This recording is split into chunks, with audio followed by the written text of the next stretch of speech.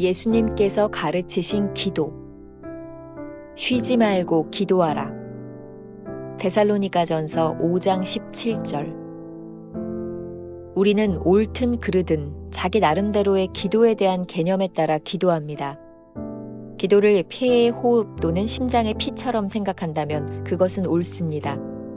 피는 끊임없이 흐르며 호흡도 쉬지 않고 진행됩니다. 우리는 이것을 의식하지 않지만 계속 진행되고 있습니다.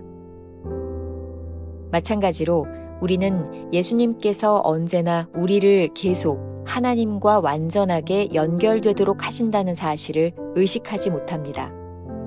그러나 우리가 주님께 순종하면 그 사실을 알게 됩니다. 기도는 어떤 운동이 아니라 삶 자체입니다. 자연스럽게 흘러나오는 기도를 막지 마십시오. 쉬지 말고 기도하라.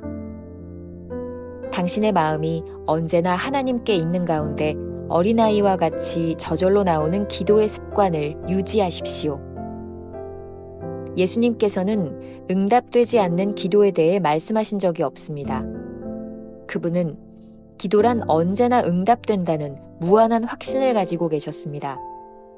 기도에 대해 예수님께서 가지셨던 말로 표현할 수 없는 확신을 당신도 성령을 통해 가지고 있습니까? 아니면 하나님께서는 종종 기도에 응답하지 않으시는 때도 있다고 생각합니까? 구하는 이마다 얻을 것이요.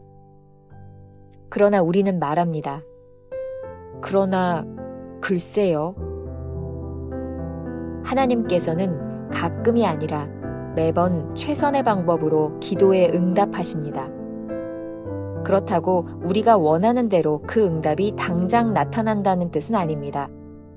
당신은 하나님께서 기도에 응답하실 것을 기대합니까? 예수님께서 말씀하신 것을 우리 상식에 맞추려고 그 내용을 희석시키는 것은 매우 위험합니다. 만일 주님의 말씀이 단지 상식만 위한 것이라면 주님께서 그러한 말씀을 하실 필요가 없었을 것입니다. 예수님께서 기도에 관해 말씀하신 것들은 초자연적인 계시들입니다.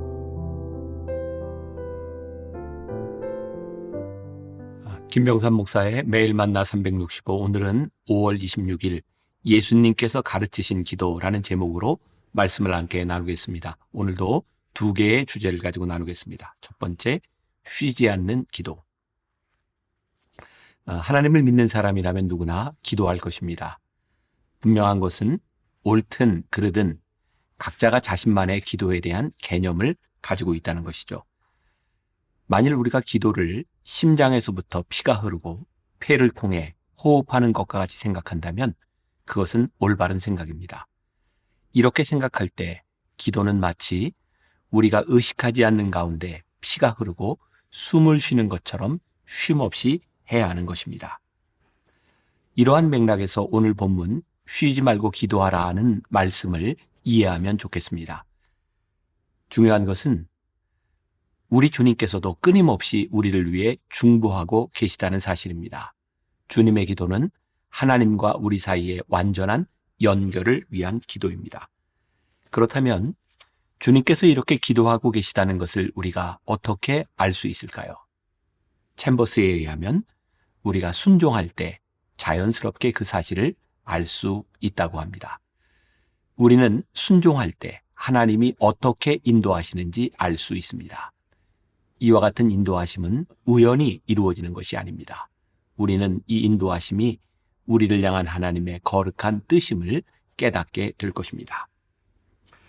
챔버스가 이렇게 말하고 있습니다. 기도는 어떤 운동이 아니라 삶 자체입니다. 자연스럽게 흘러나오는 기도를 막지 마십시오. 쉬지 말고 기도하라. 당신의 마음이 언제나 하나님께 있는 가운데 어린아이와 같이 저절로 나오는 기도의 습관을 유지하십시오. 잘 알려진 전래 동화가 하나 있습니다. 동화 안에 담긴 의미를 잘 생각해 보시기 바랍니다.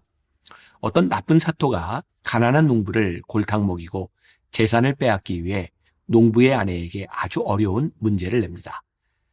깨진 항아리를 주고 그 항아리에 물을 채우라는 것이죠. 농부의 아내는 항아리에 물을 계속 부어보지만 채워지지 않습니다. 깨진 항아리에 물을 붓는다고 채워지겠습니까? 낙담하여 울고 있을 때 어떤 지나가던 사람이 사정을 듣고는 그렇게 쉬운 일을 가지고 왜 웁니까? 하고는 깨진 항아리를 연못에 던져 버리라고 합니다. 그렇게 항아리를 연못에 던지자 항아리에 물이 가득 찼고 사또는 농물을 풀어주게 되었다는 이야기입니다. 우리 인간은 마치 깨진 항아리와 같습니다. 아무리 채우려고 해도 깨진 항아리는 채워지지 않습니다. 우리가 하나님 안으로 들어갈 때만 채움이 가능합니다. 우리가 아무리 기도하고 노력해도 인생의 문제가 해결되지는 않습니다. 지금도 끊임없이 기도하시며 우리를 위해 기도하시는 그 은혜의 웅덩이에 우리가 뛰어들어야 합니다. 기도는 나의 노력으로 무언가를 이루려는 것이 아니라 하나님께 순종하며 그 인도하심 가운데로 들어가는 것입니다. 우리가 기억해야 될 한 줄 노트. 기도는 깨진 항아리 같은 우리가 하나님의 은혜 속으로 풍덩 들어가는 것입니다. 두 번째 주제, 응답되지 않는 기도. 오늘 두 번째 대지에서는 풀리지 않는 기도의 문제를 다루어 보고자 합니다. 예수님께서는 응답되지 않는 기도에 대해 말씀하신 적이 없습니다. 구하라, 찾으라, 두드리라고 말씀하시면서 그 모든 것을 응답받으리라고 확신하셨죠. 그러나 오늘 이런 질문을 스스로에게 던져봅니다. 우리는 진짜 이 확신을 가지고 성령님을 통해 기도하고 있나요? 그럼에도 기도 생활 가운데 응답되지 않는 기도를 경험하지는 않나요? 이 물음에 대하여 챔버스는 이렇게 대답합니다. 하나님께서는 가끔이 아니라 매번 최선의 방법으로 기도에 응답하십니다. 그렇다고 우리가 원하는 대로 그 응답이 당장 나타난다는 뜻은 아닙니다. 당신은 하나님께서 기도에 응답하실 것을 기대합니까? 응답되지 않는 기도가 혼란스러운 이유에 대해 생각해 보셨나요? 목회를 하면서 참 많이 접하는 문제가 있습니다. 교인들의 기도를 보면 하나님께 문제만 가져오는 것이 아니라 자신이 정한 답도 함께 가져온다는 것입니다. 열심히 기도합니다. 하지만 하나님의 선하신 응답과 인도하심을 기대하기보다는 자신이 원하는 것을 끊임없이 간구합니다. 챔버스는 이것을 가리켜 우리의 상식에 맞추는 기도라고 표현합니다. 만일 우리의 상식에 맞추어 기도하고 응답을 구한다면 우리는 기도할 필요가 없을 것입니다. 책 읽는 사자의 신앙의 참견이라는 책에 나오는 조지 뮬러의 이야기가 오늘 묵상 내용을 잘 요약해주고 있는 것 같습니다. 한번 생각하며 들어보시기 바랍니다. 한 번은 뮬러가 고아원을 세우려고 하는데 좋은 땅이 나왔습니다. 하지만 돈이 들어오지 않았습니다. 그는 성경을 찾기 시작합니다. 그런데 아무리 찾아도 이 상황에 합당한 구절이 없었습니다. 그는 항상 먼저 성경을 충분히 읽으며 하나님이 주시는 말씀을 구하라고 조언하는 사람이었죠.